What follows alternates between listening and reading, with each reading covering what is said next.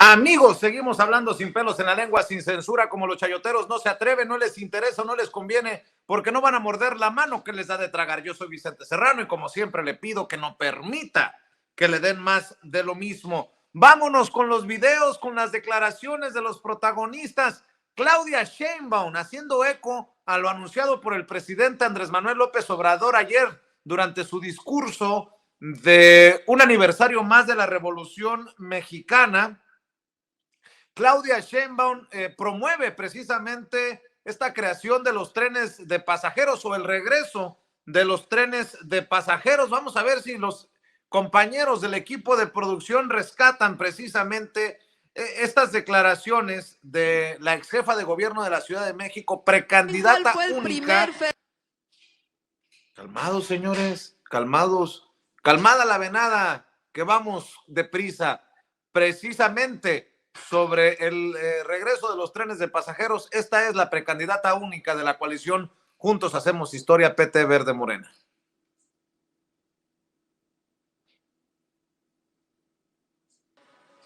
¿Cuál fue? México-Veracruz. ¿Hay alguien aquí que haya viajado en aquel tren? Pues les voy a decir una cosa. Vamos a rescatar el tren México-Veracruz para pasajeros.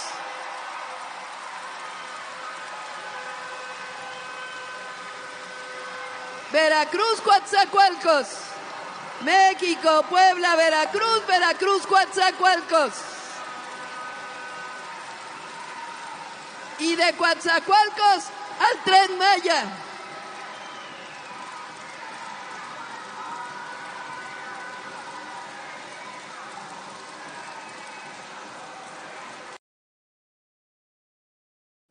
Bueno, pues ahí está la precandidata única de la coalición Juntos Haremos Historia, PT Verde Morena, hablando del regreso de los trenes de pasajeros ayer en el inicio de su precampaña en Veracruz. Saludo con mucho gusto, con mucho respeto, con mucha admiración a nuestro querido amigo, el abogado César Gutiérrez Priego, quien viene ahora sí que solito a dejar la víbora chillando. ¿Cómo estás, César? Te saludo con mucho gusto.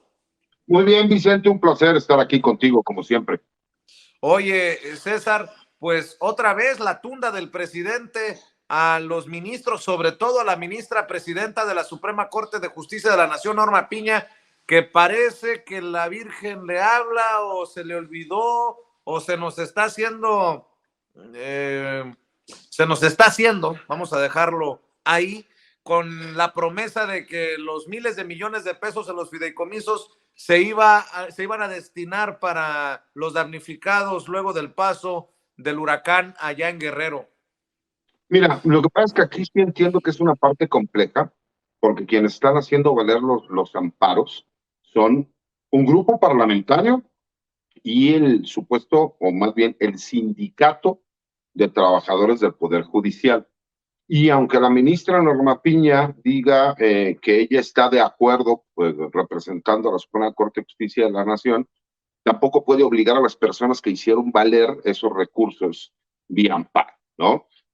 Parecería que la trato de justificar, pero no es así. O sea, la ley es de esa forma. Con que una sola persona que promovió un amparo que tenga un interés legítimo no se desista, por más que la ministra quiera que se pueda llevar a cabo, la realidad es que no se puede dar. Esta es la parte que hemos platicado muchas veces, Vicente, de que nuestro sistema legal es legaloide más que justo. Y ese es un grave problema que la mayoría de las personas hemos visto de por qué la impartición de justicia no es expedita como nosotros deberíamos de pensarlo. ¿Por qué? Porque en la lógica de cualquier persona sería que si la presidenta de la Corte está de acuerdo y ya otorgó y refrendó el compromiso de que estos fideicomisos sean utilizados los recursos para apoyar a la población de Guerrero, pues nosotros pensaríamos que de facto se tendría que dar. Pero como hay personas que se consideran que son afectados por la desaparición de estos fideicomisos, pues ellos fueron y promovieron los amparos. Y hasta que no resuelvan estos jueces, de acuerdo a suspensión provisional y posteriormente la definitiva, por más que ella diga que sí quiere, hasta que no se agote ese procedimiento. Y para mí a lo mejor es algo muy lógico como abogado, ¿no? Pensarlo de esa forma, pero la verdad es que para la mayoría de las personas dirían, bueno, pues entonces sí o no, estamos jugando. Pero se supone que la independencia judicial le da la potestad a estos jueces de resolver sin presiones externas, ¿no? Entonces parecería el mismo juego de que por un lado te digo sí, no hay ningún problema, y por el otro, bueno, pues con la supuesta autonomía judicial, estar esperando a lo que resuelvan estos jueces. Oye, César, ¿cómo tiene flancos abiertos el presidente Andrés Manuel López Obrador en aras de la transparencia, de la honestidad? Pues ha desnudado a más de uno luego de las investigaciones de Nancy Flores que presenta en la revista Contralínea.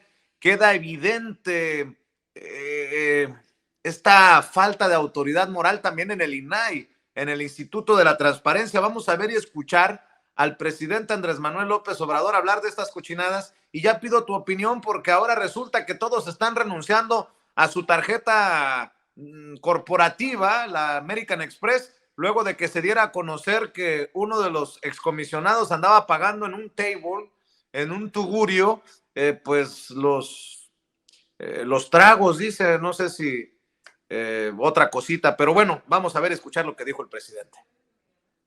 Pues lo de siempre, ¿no? Consideramos que durante el periodo neoliberal o neoporfirista, para la aplicación de la política de pillaje, crearon organismos fachadas, parapetos, para simular de que iba a haber honestidad y transparencia.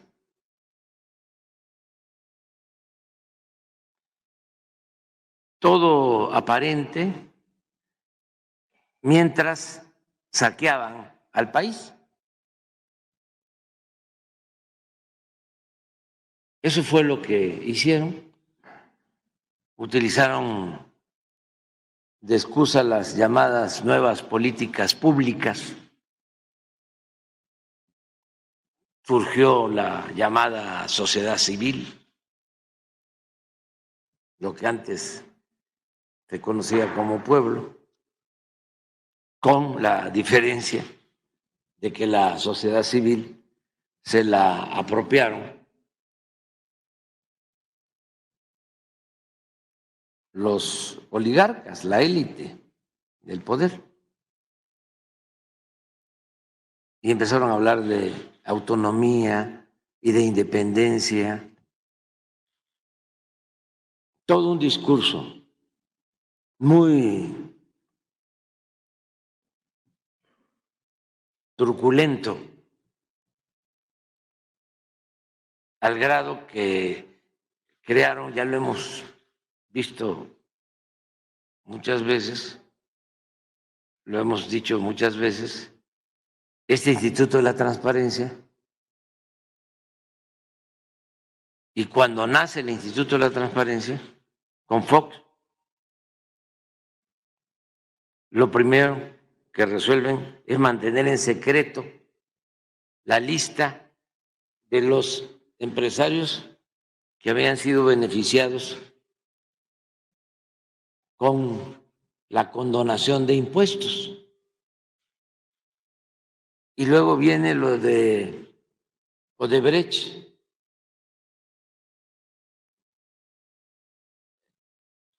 Esa empresa brasileña que soborna a autoridades en toda América, detienen al dueño, al señor Odebrecht, en Estados Unidos, declara, da a conocer a qué gobierno le había dado dinero para obtener contratos. Desde luego se incluye a México. En otros países van hasta presidentes a la cárcel por ese escándalo y aquí no pasa nada. Pero no solo eso, el Instituto de la Transparencia resuelve mantener en secreto el expediente de Odebrecht, México. Solo con Andrés Manuel López Obrador nos estamos enterando de todas estas cosas, mi querido César. Por eso hablo de muchos flancos abiertos, por eso no lo quieren en el INAI, por eso no lo quieren en el Tribunal Electoral, por eso no lo quieren. Pero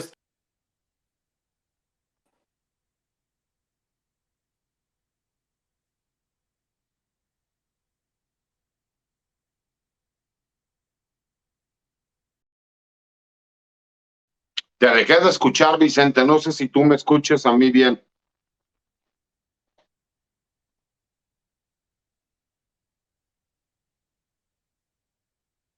Yo te dejé de escuchar.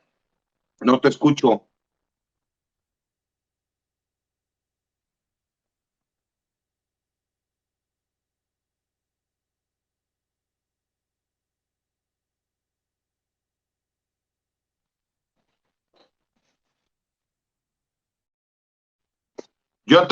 Yo no te escucho a ti. Ya, ahora ya te escucho, porque te dejé de escuchar.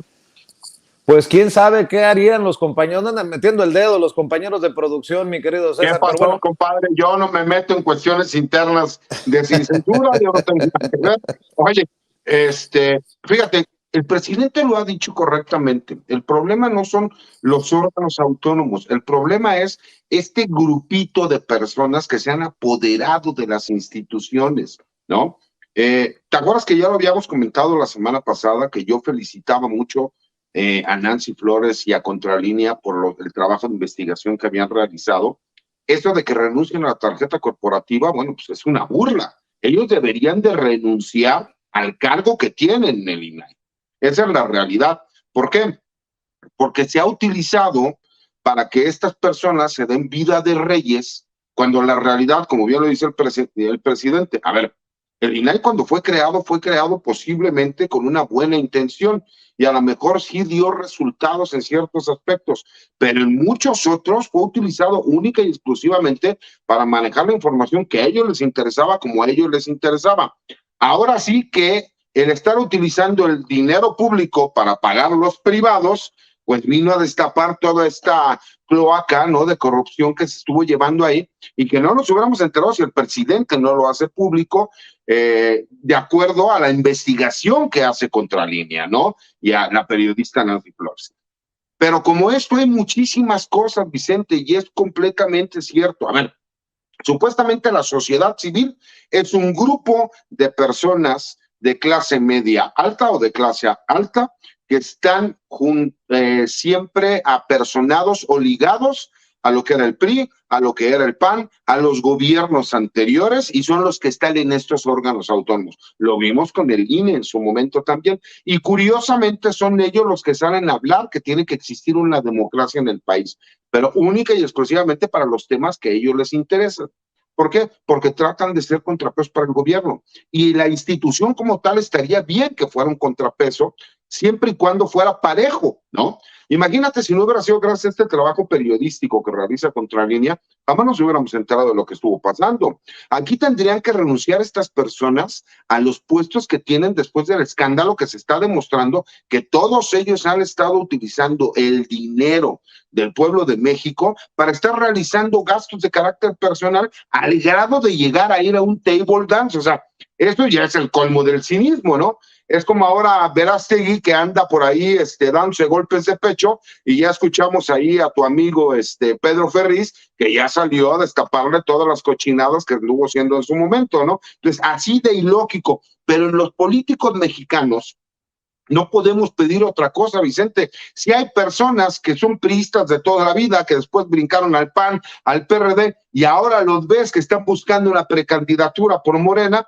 bueno, pues aquí en México puede pasar cualquier cosa, ¿no? El chapulineo es impresionante. Ahora el problema es que nosotros nos dejáramos. La gran ventaja que tenemos es que en México ya la sociedad está muy politizada, ya no es tan fácil que le vendan espejitos, ¿no? Entonces creo que es importante por ahí también que siempre estemos atentos y que veamos de dónde viene la información y cómo es, y no dejarnos ir con lo que este grupito de pseudointelectuales especialistas en diversos temas que resulta ahora que son todólogos, empiezan a salir en cascada, empiezan a manejar todos, ¿no?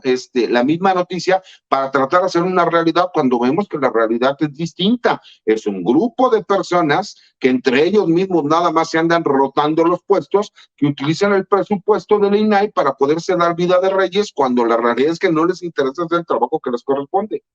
Oye, César, hablando de especialistas, tú eres especialista en los temas militares y vuelves a retomar el tema para escribir tu columna en La Silla Rota. Hoy veo los mitos y realidades del militar en momentos en que hay militares caídos en emboscadas por el crimen organizado, en momentos en que pareciera no apreciarse la labor que está realizando el miembro de las Fuerzas Armadas en labores de seguridad. ¿Por qué no nos hablas de este tema que es delicado, pero que es necesario abordar? César, desde tu trinchera como especialista, tú conoces de estos temas.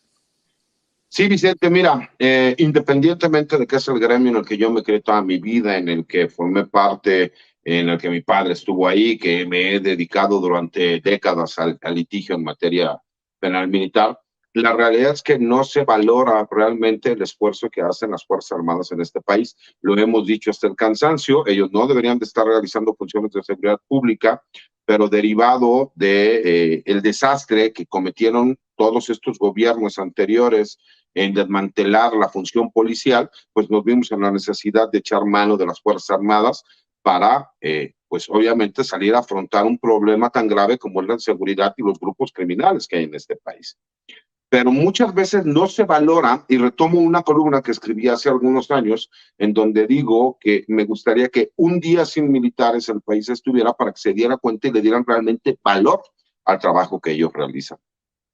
La gente a lo mejor tuvo conocimiento que en días pasados hubo un ataque directo contra elementos militares en el estado de Jalisco por parte de un grupo criminal que es el Cártel Jalisco Nueva Generación, en donde lamentablemente fallecieron 3 elementos militares en este ataque directo y 3 más quedaron lesionados de forma grave.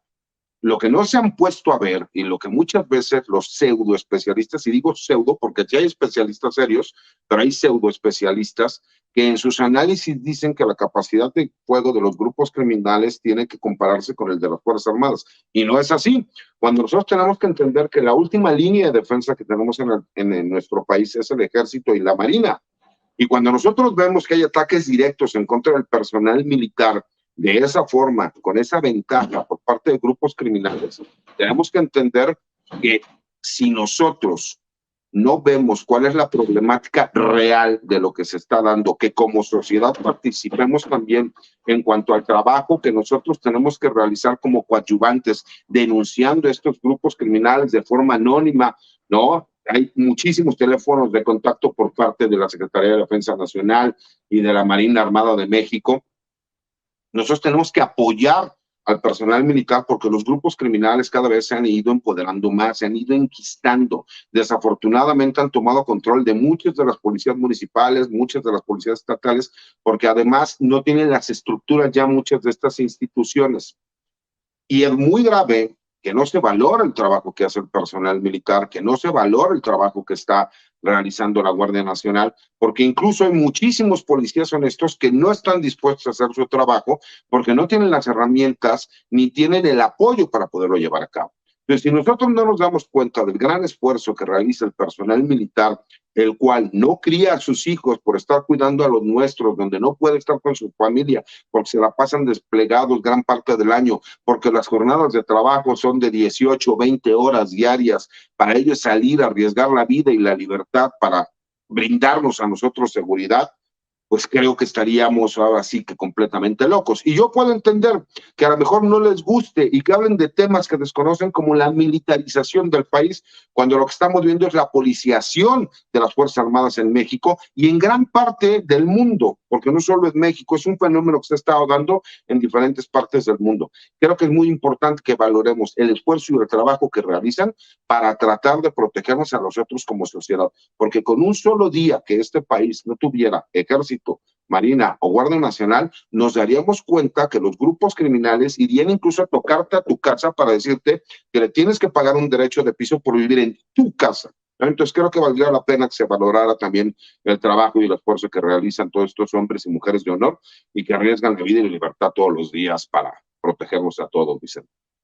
Y bueno, es importante señalar que en estas labores de seguridad, pues son vitales. Los números parecen darle la razón al presidente Andrés Manuel López Obrador de mantener a las Fuerzas Armadas coadyuvando en labores de seguridad y en este cambio de estrategia de no mátalos en caliente, sino abrazos, no balazos. Y qué bueno que lo pones así de claro. Si no estuvieran los miembros de las Fuerzas Armadas, si así la cosa está como está, nos estaría llevando, permíteme la expresión, la chingada, César. Sí, porque además nos hemos dado cuenta que hay diferentes entidades federativas del partido que me digan, aquí no es que si uno, que no, hay diferentes entidades federativas en donde los grupos criminales tienen mayor fuerza de poder, de respuesta, de capacidad de reacción, de capacidad económica, incluso de influencia política y policíaca. Entonces creo que es muy importante que veamos el esfuerzo que está realizando el personal militar, cuando aparte son a los primeros que son defenestrados, que son atacados, que son procesados, porque ahora resulta que con un video una persona inventa una historia y terminan saliendo 10,000 expertos en realizar dictámenes de hechos que no suceden, que es lo que desafortunadamente les he dicho. Durante tantos años en este país los medios de comunicación inventaban inocentes o culpables que ya están acostumbrados a seguir inventando historias cuando no es así. Los elementos del Ejército, los elementos de la Marina y de la Guardia Nacional son los más endebles, aunque pertenecen a las instituciones más fuertes de este país. ¿Por qué? Porque ellos aparte están regidos por leyes especiales que no solo los procesa y los penaliza como cualquier ciudadano mexicano, sino que además pertenecen a un fuero especial. Por lo menos la Guardia Nacional todavía en lo que termine este año será así, porque a partir del 1 de enero del próximo año formará parte ya nuevamente de la Secretaría de Seguridad y Protección Ciudadana, como ya lo determinó la Suprema Corte de Justicia. Pero todavía este año ellos siguen estando sujetos a las leyes y reglamentos militares.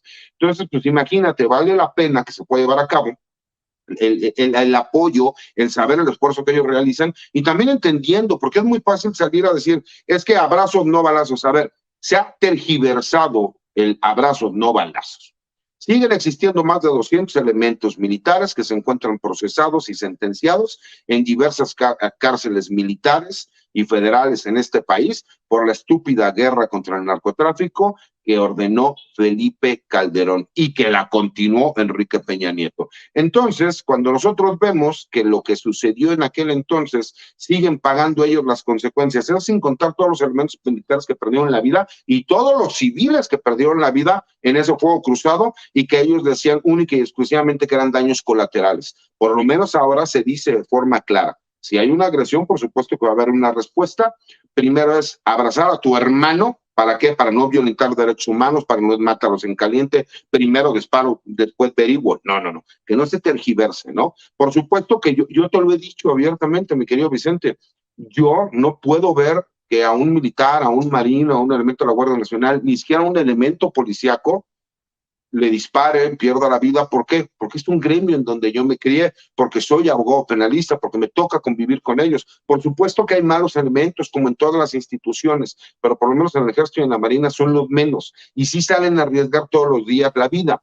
Entonces, claro, no es tampoco para que les pongamos un monumento, pero sí por lo menos que les agradezcamos el esfuerzo del trabajo que están realizando, porque no es su función primordial. Ellos han tenido que irse adaptando, y por eso la creación de la Guardia Nacional, que esperemos que nuestros hijos y nuestros nietos les toque esa Guardia Nacional que se creó en este sexenio y que ya las primeras generaciones de elementos de la Guardia Nacional ya se graduaron, que ahora sí ya vamos a tener guardias nacionales profesionales que fueron desde el principio entrenados para que tengan proximidad social.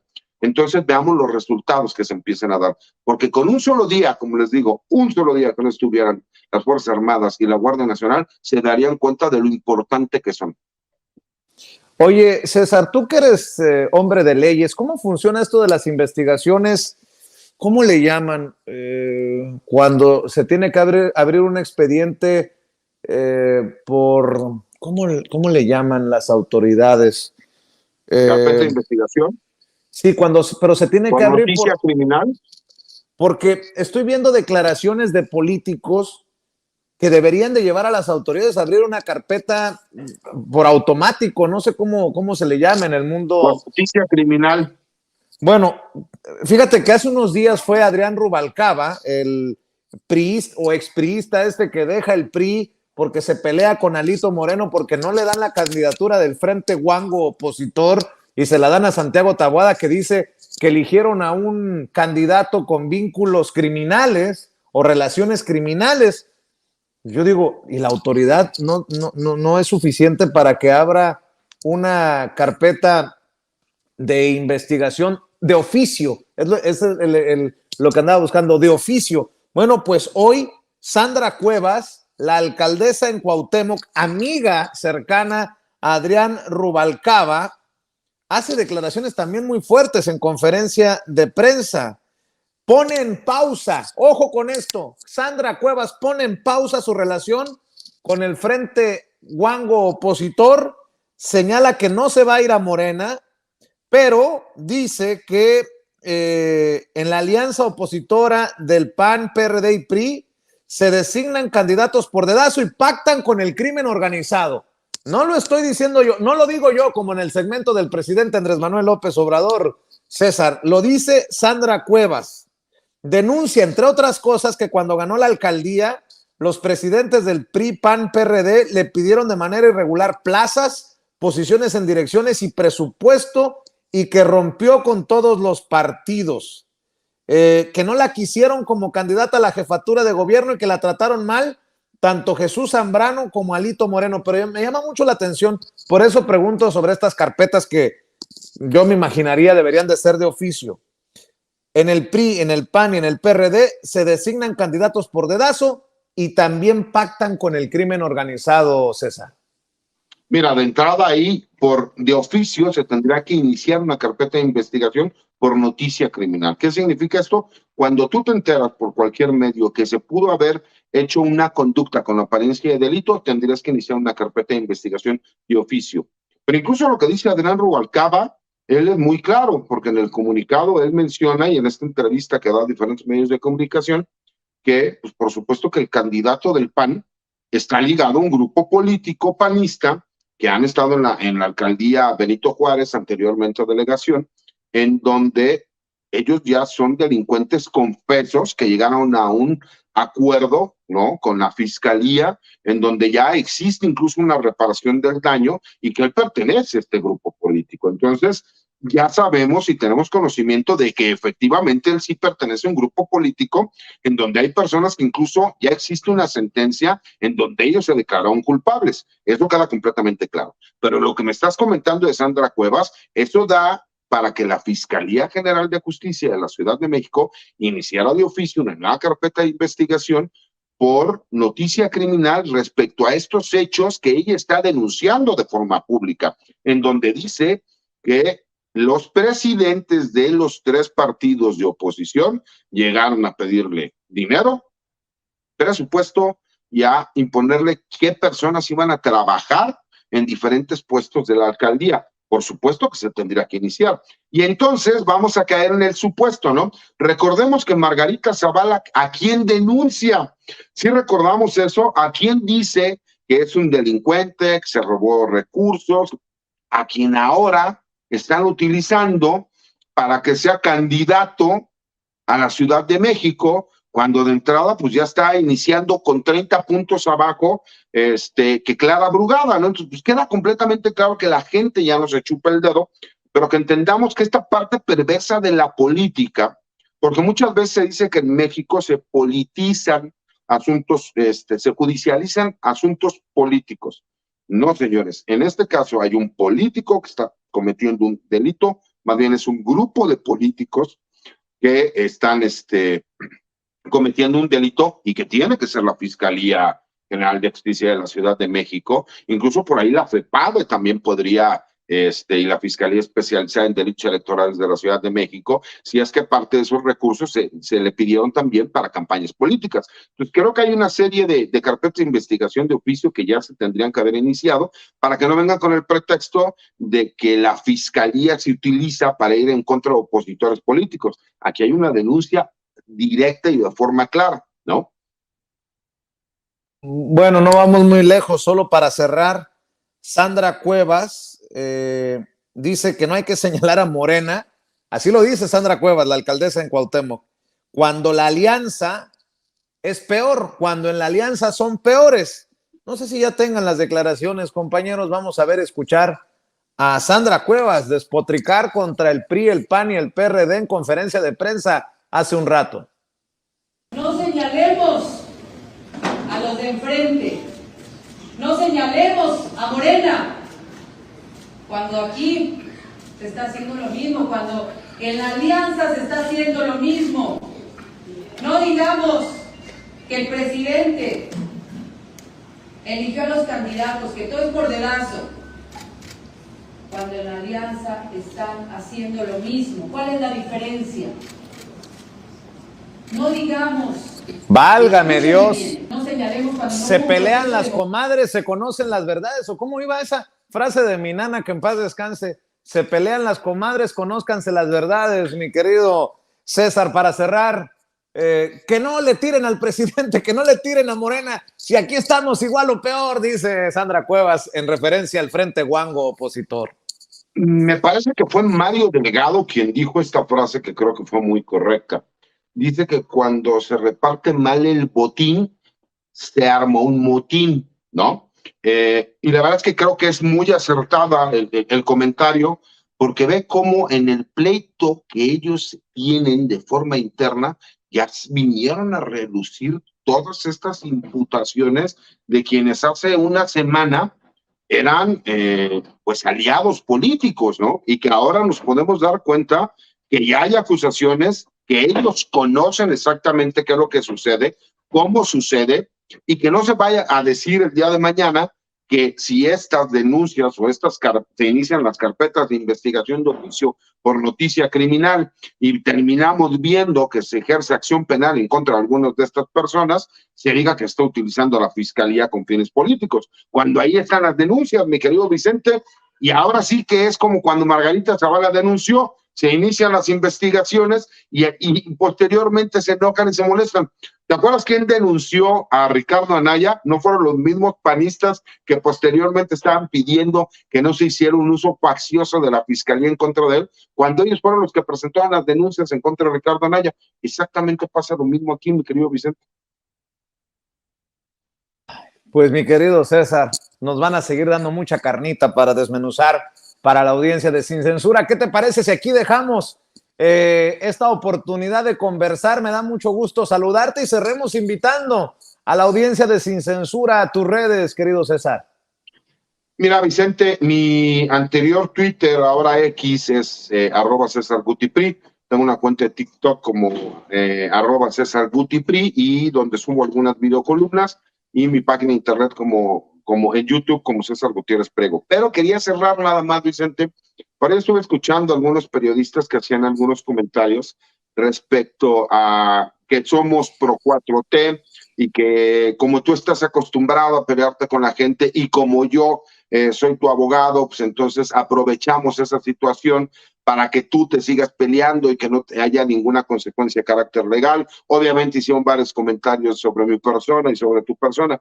Y les quiero decir, tengo por costumbre jamás negar a mis amigos. Tengo muy pocos amigos, pero los que tengo creo que son igual de leales de lo que yo soy.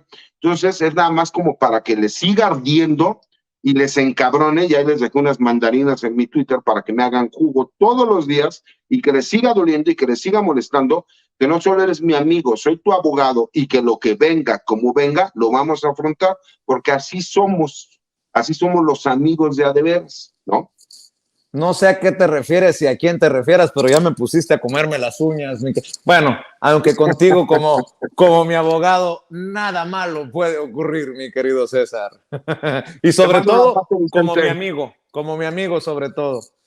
Acuérdate, como dicen, si te iban a tocar 50 pedradas, por lo menos que te toquen 25 nada más. Oye, invita con tiempo cuando esté el mariachi. A ver, para que la gente sepa, el fin de semana me fui al Corona Capital. Tengo que decir que fue muy buen show, mis respetos, pero yo ya no estoy para ir 3 días a conciertos. Me estaba muriendo. Yo creo que sí, ya los pies no me daban. Ya soy chavorruco, pues. Y en una de esas le mandé por ahí un video a Vicente que le dije, ¿dónde andas? Deberías por andar por acá escuchando música, y me dijo, avísame con tiempo. Hermano, lo que yo quería era dormir ya, porque me doy cuenta que sí, me quité uno de mis grandes gustos, escuchar la de Boys Don't Cry con The Cure, pero para cuando terminé, creo que había perdido 10 años de juventud. Entonces, bueno, un excelente espectáculo, pero sí, ya estoy ruco para esos trotes. ¿Cómo han pasado los años? Te mando un abrazo, César. Cuídate mucho. Otra vuelta, Chente. Cuídate, bye. El abogado César Gutiérrez Priego, gran amigo de su servidor y gran amigo de Sin Censura, hablando con nosotros sin pelos en la lengua.